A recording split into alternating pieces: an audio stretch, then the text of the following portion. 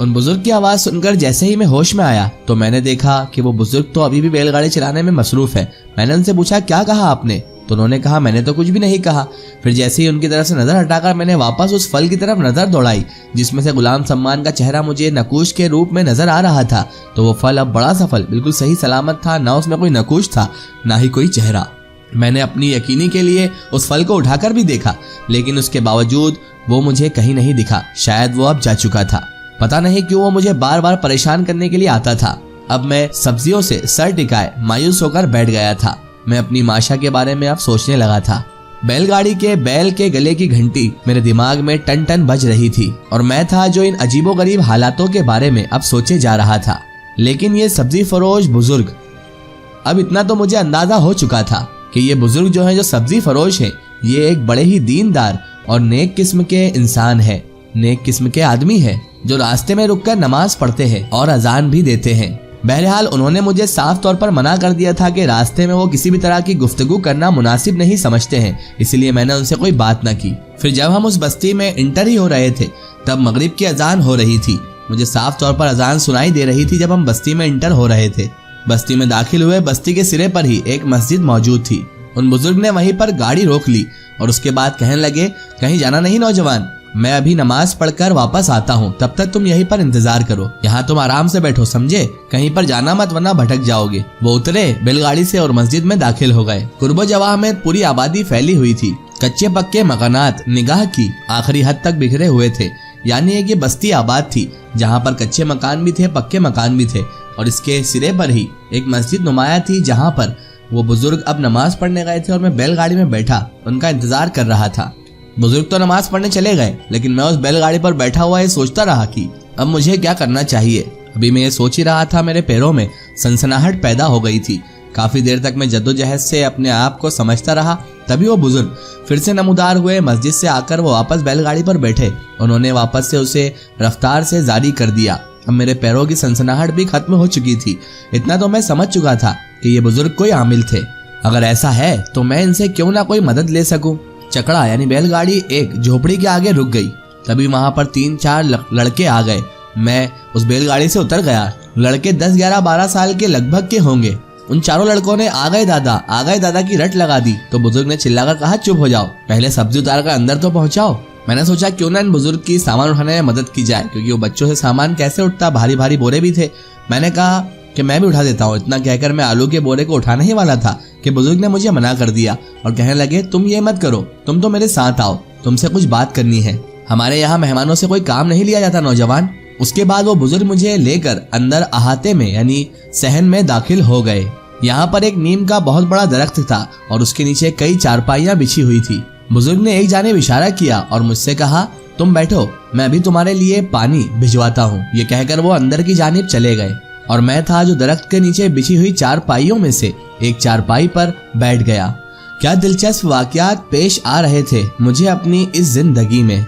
मैं देख रहा था कि वो लड़के सब्जियां जमा रहे थे। थोड़ी देर बाद उन लड़कों ने सब्जियां सारी एक जगह जमा दी और उन्हीं लड़कों में से एक लड़का मेरे लिए पानी का एक गिलास भरकर लेकर आ गया। उसके पास एक जग भी था। दूसरा लड़का लोटा, साबुन और तौलिया लेकर मेरे सामने आ गया। उस लड़के ने आते से ही कहा, आप मुंह हाथ धो लीजिए और ये पीने का पानी है, दादा अब्बू थोड़ी देर में आपके पास आ जाएंगे। ये चीजें रखकर वो लड़के यहाँ से चले गए और मैं अब तक इन तमाम चीजों की जरूरत की याद कर रहा था। सोच ही रहा था कि ये सब काम मुझे करना है। मैं उन कामों में मसरूफ हो गया, यानी कि मुंह हाथ धोने में और पानी पीने में। ईशा की अजान में तो अभी बहुत देर थी, लेकिन रात थी जो फैलते जा रही थी। फिर अचानक मुझे वो बुजुर्ग आते हुए दिखाई दिए। उनके पीछे उन्हीं चारों लड़कों में से एक लड़का भी था जिसने खाने के बर्तन अपने हाथों में उठाए हुए थे। ये बर्तन उन चारपाइयों में से एक चारपाई पर सजा दिए गए। तभी मुझे उन बुजुर्ग ने कहा, हाथ धोकर आ जाओ मियाँ, जो कुछ भी दाल दलिया है इसे खाकर हमें इज्जत बख्शो। मैंने खामोशी से उनकी दावत कबूल कर ली।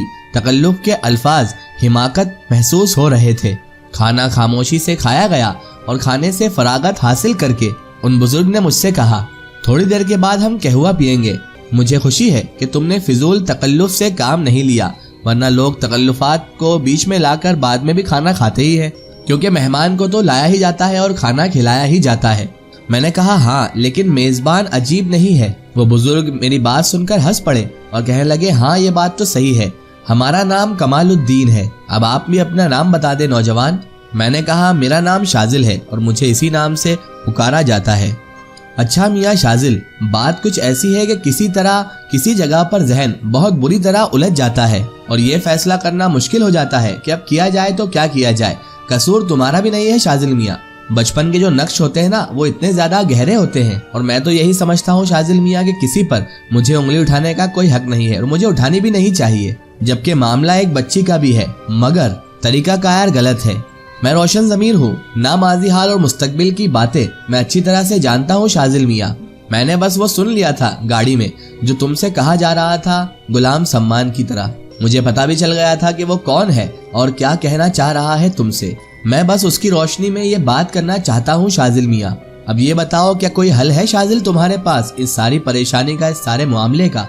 उन बुजुर्ग ने तो मुझे मौका ही नहीं दिया था कि मैं हैरत का इजहार कर सकूं, क्योंकि एक के बाद एक वो मेरी सच्चाई पर से पर्दा हटाए जा रहे थे। मेरे माजी के हालात और आज जो कुछ हुआ उस पर मुझे बताए जा रहे थे, लेकिन इन सब के बावजूद भी मेरे दिल में एक अजीब सी कैफियत पैदा हो चुकी थी। मैंने कुछ लम्हे तो खामोशी इख्तियार कर रखी थी, लेकिन उसके बाद मैंने उन बुजुर्ग से कहा, देखिए मोहतरम कमालुद्दीन साहब, आप लाख कुछ भी कहें, आप रोशन ज़मीन नहीं है, आलम नहीं है और आप ना ही कोई इल्म जानते हैं। आपसे ज्यादा तो मैं अपने दिल की बात ही मानूंगा और अक्ल की बात मानूंगा और मेरे अक्लो दिल जो कुछ भी कह रहे हैं वही सब कुछ है। तभी वो बुजुर्ग कहने लगे, तुम्हारा जो दिल चाहे बेटा वो कह लो, लेकिन मुझसे तुम कुछ मांगना नहीं। यकीन करो तुम शर्मिंदा हो जाओगे, क्योंकि मैं तुम्हारी जर्रा बराबर भी मदद नहीं कर सकता शाजिल। इस बारे में मैं कुछ भी मदद नहीं कर सकता, क्योंकि इस बारे में मैं बेइल्म इंसान हूँ।